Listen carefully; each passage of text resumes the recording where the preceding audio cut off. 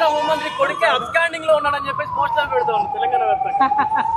ఎవరు పెడుతున్నారో మనకు తెలుసు కదా, వాళ్ళు ఎవరు పెడుతున్నారో మనకు తెలుసు. వారు నేను కోరేది ఒకటే, ప్రధానమంత్రి గారి దగ్గర నుంచి పాలమూరు కోసం ఏమైనా తీసుకురండి, దానికోసం ఉద్యమం చేయండి తప్పితే ఒక పిల్లగాడు, అది కూడా పాలిటిక్స్లో లేని పిల్లగాడి మీద పడి పర్సనల్ అటాక్ చేయడం అనేది నాకు పర్సనల్గా నచ్చను. నిన్న కల్వకుంట్ల కవిత గారు, అమ్మా మీరేమన్నారు,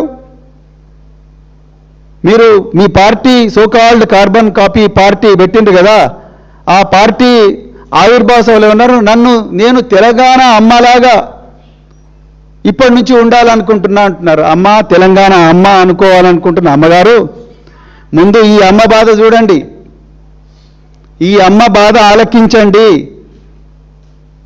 ఈ అమ్మ బాధ ఆలకించండి. ఆమె బిడ్డ కోసం కన్నీరు మున్నీరుగా విలపిస్తుంది. ఆమెను ఓదార్చే నాదుడే లేడు.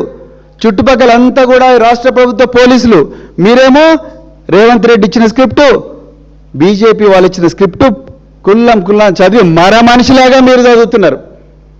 మళ్ళా మా తెలంగాణ తొలి ముఖ్యమంత్రి, తెలంగాణ పోరాట యోధుడు, తెలంగాణ బాపు నామధేయుడైన కేసీఆర్ గారిని మీరు మర మనిషి అంటున్నారు. నిజంగా మర మనిషి మీరు కవిత గారు.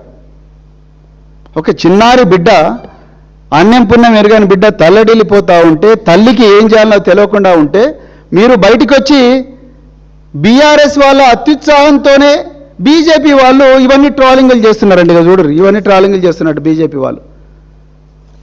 కవిత గారు దయచేసి go to the facts of the case ma'am. On 8th May, who gave the first complaint?